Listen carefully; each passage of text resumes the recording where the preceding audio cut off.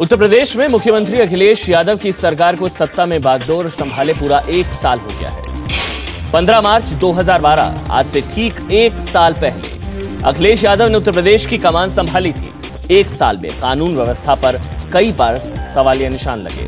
पिछले 1 साल में उत्तर प्रदेश में करीब दर्जन भर दंगे हुए। अखिलेश सरकार के पास कई मोर्चों पर विपक्ष के सवालों का जवाब नहीं था।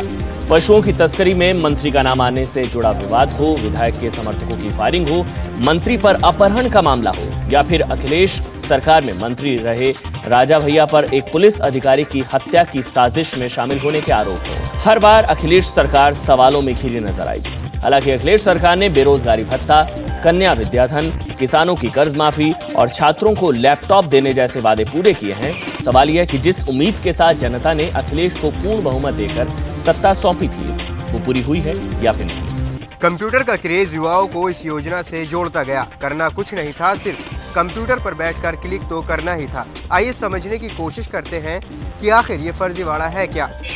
दरअसल इस धंधे में लगी ऑनलाइन कंपनियों की वेबसाइट पर कुछ बड़ी और नामी कंपनियों के विज्ञापन लगे होते हैं। कंपनी दावा करती है कि उन विज्ञापनों पर हिट किए जाने पर विज्ञापन देने वाली कंपनियां पैसा देती हैं। बस इसी दावे के जरिए लोगों को तगड़ी कमाई या रिटर्न का सपना दिखाकर मेंबर बनाया जाता है। अलग अलग प्लान के हिसाब से 15 से 45 हजार रुपए लेकर मेल ID दी जाती है। यही नहीं, इसके लिए 10 रुपए के स्टाम्प पेपर पर बाकायदा अनुबंध कराया जाता है। इसके बाद यूजर ID और पासवर्ड मिलता है, जिसके सहारे साइट पर जाकर कुछ विज्ञापनों पर सिर्फ क्लिक करना होता है। 2 से 3 महीने बाद कुछ हजार रुपए वापस मिलने लगते हैं। मध्य प्रदेश पुलिस के मुताबिक ये धोखाधड़ी का नया तरीका है, जहां झूठे तरीके से हिट कराकर साइट की रेटिंग बढ़ाई जा रही थी। पुलिस को इस फर्जीवाड़े की और परतें खुलने की उम्मीद है। इटली के 2 नौसैनिक मासी मिलानो और साल्वाटोर ने पिछले साल फरवरी में केरल के कोलम में एक ऑयल टैंकर की सुरक्षा के दौरान 2 भारतीय मछुआरों की गोली मारकर हत्या कर दी थी। इनका कहना था कि इन्होंने गलती से यह हत्या की थी क्योंकि इन्हें लगा था कि मछुआरे समुद्री डाकू हैं। क्रिसमस पर इटली आने के लिए दोनों नौसैनिकों ने केरल की हाईकोर्ट में अर्जी दी थी और 6 करोड़ रुपए की गारंटी भरकर दोनों इटली आ गए थे। इटली में क्रिसमस मनाने के बाद दोनों वक्त से पहले वापस भारत भी लौट गए। विपक्ष का आरोप है कि इटली से बाहर रह रहे लोगों को ईमेल के जरिए वोटिंग करने का अधिकार है। ऐसे में बड़ा सवाल यह है कि आखिर वोटिंग की आड़ में साजिश क्यों? भारतीय संसद पर हमले के गुनाहगार अफजल गुरु को फांसी देने के खिलाफ पाकिस्तान की संसद में लाए गए निंदा प्रस्ताव पर भारत ने कड़ा ऐतराज जाहिर किया है, लेकिन भारत की इस कड़ी प्रतिक्रिया के बावजूद भी पाकिस्तान अपनी हिमाकत से बाज नहीं आ रहा है।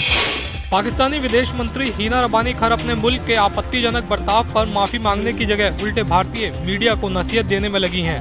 Now I was reading reports in the Indian media which said, "Oh, Pakistan takes back its state." This is the level of mistrust that is prevalent in the media of the two countries. And I give you guys credit because I think Pakistani media is now much more, open and confident. They're not looking to give jabs to India all the time at all. हम आपको बता दें कि पाकिस्तान की संसद ने गुरुवार को एक प्रस्ताव पारित कर न सिर्फ भारतीय संसद पर हमले के मास्टरमाइंड अफजल गुरु को फांसी दिए जाने का विरोध किया, बल्कि अफजल के शव को उसके परिवार के हवाले करने की भी मांग की। इतना ही नहीं, भारत के अंदरूनी मामले में दखल देते हुए जम्मू कश्मीर के हालात पर भी टिप्पणी की गई। इंटरनेट से कमाई की लालच में मिला धोखा। मध्य प्रदेश के उज्जैन में ऑनलाइन जॉब के नाम पर चल रहे फर्जीवाड़े में लोगों ने करोड़ों रुपए गंवा दिए। तोड़फोड़ की ये तस्वीरें उज्जैन की हैं। करीब 5 दिन पहले इन तस्वीरों में कुछ लोग स्टेवेल नाम की एक ऑनलाइन कंपनी के ऑफिस में तोड़फोड़ कर रहे हैं। आरोप है कि कंपनी उन्हें चूना लगाकर गायब हो गई। एबीपी न्यूज ने पूरे मामले की पड़ताल की तो पता चला कि कंप्यूटर पर बैठकर विज्ञापन क्लिक करने और पोस्ट करने के बदले हर महीने हजारों की कमाई के लालच में कई लोग बर्बाद हो गए। इन लोगों ने पैसे देकर ID खरीदी ताकि घर बैठे क्लिक करके पैसा कमा सके। कुछ दिन तक उन्हें पैसे भी मिले, लेकिन बाद में कंपनियां बंद हो गई। उज्जैन के महाकाल मार्ग पर ही 4 कंपनियों के दफ्तर थे जो अब बंद हो चुके हैं। स्टेवेल कंपनी ने जयपुर में भी अपना दफ्तर खोला था, लेकिन उज्जैन समेत मध्य प्रदेश के कई शहरों में ठगी सामने आने के बाद कंपनी के जयपुर के दफ्तर में भी ताले लग गए हैं। पुलिस में रिपोर्ट दर्ज होने के बाद ये कंपनियां फरार हो गई हैं। फिलहाल इस मामले पे कंपनी का पक्ष सामने नहीं आया है, लेकिन लगभग 50 करोड़ की धोखाधड़ी की बात बताई जा रही है।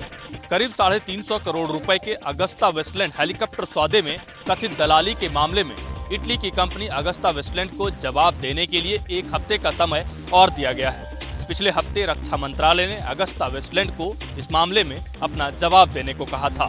समाचार एजेंसी पीटीआई के मुताबिक अगस्ता वेस्टलैंड की मांग पर रक्षा मंत्रालय ने जवाब देने के लिए 1 हफ्ते का समय बढ़ाया है। रक्षा मंत्रालय ने अगस्ता वेस्टलैंड से भारत और ट्यूनीशिया की सॉफ्टवेयर कंपनियों आईडीएस, इन्फोटेक और एरोमेट्रिक्स के साथ हुए लेन-देन की जानकारी देने को कहा था।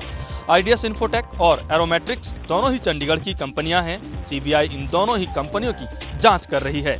सीबीआई जांच के घेरे में पूर्व वायुसेना प्रमुख एसपी त्यागी भी हैं। आपको बता दें, फरवरी 2010 में 12 अगस्ता वेस्टलैंड हेलीकॉप्टर का सौदा करीब 3600 करोड़ रुपए में हुआ था, लेकिन करीब 350 करोड़ रुपए की दलाली के आरोप लगने के बाद इस सौदे पर रोक लगा दी गई।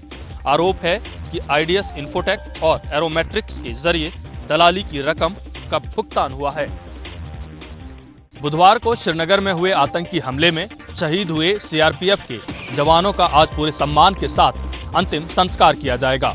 लोकसभा में विपक्ष की नेता सुषमा स्वराज और मध्य प्रदेश के मुख्यमंत्री शिवराज सिंह चौहान सीहोर में शहीदों के अंतिम संस्कार में शामिल होंगे।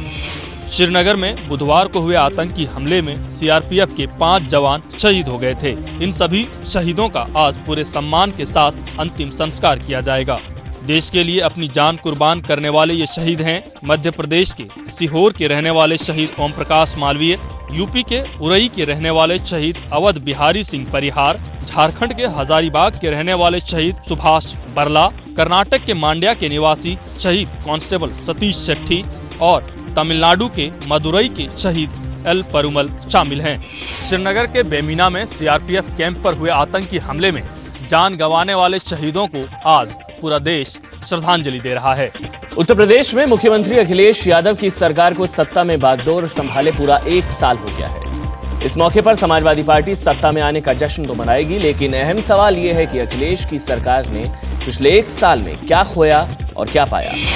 15 मार्च 2012, आज से ठीक 1 साल पहले अखिलेश यादव ने उत्तर प्रदेश की कमान संभाली थी। उत्तर प्रदेश की जनता ने समाजवादी पार्टी को 224 सीटों का रिकॉर्ड जन समर्थन दिया था।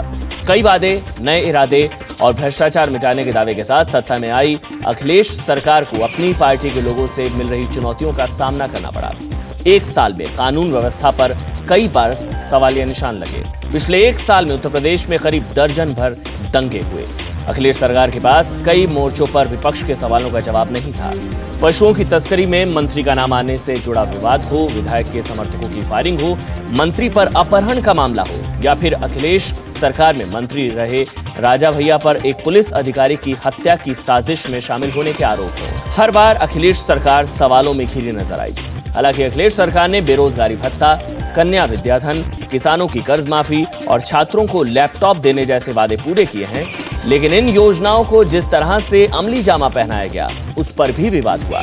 लेकिन अब जबकि अखिलेश यादव की सरकार अपना 1 साल पूरा कर रही है, सवाल यह है कि जिस उम्मीद के साथ जनता ने अखिलेश को पूर्ण बहुमत देकर सत्ता सौंपी थी वो पूरी हुई है या फिर नहीं।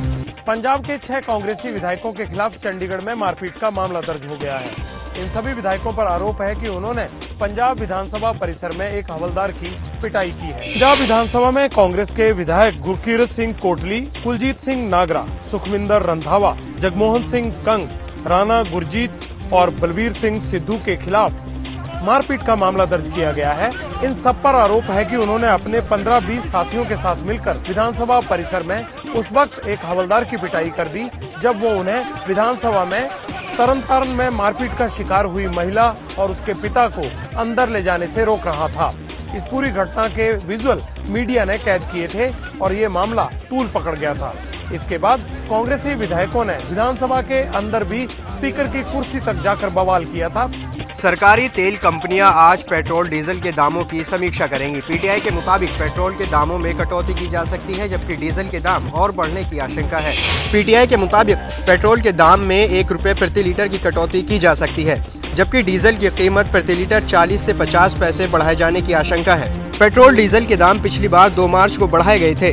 तब से अब तक अंतर्राष्ट्रीय बाजार में तेल के दाम $131 प्रति बैरल से घटकर $120 प्रति बैरल पर आ गए हैं। सरकारी कंपनियों का घाटा खत्म होने तक हर महीने डीजल के दाम बढ़ना लगभग तय है, लेकिन सवाल ये है कि अगर डीजल के दाम बढ़ाने का सिलसिला लगातार जारी रहा तो महंगाई काबू में कैसे आएगी।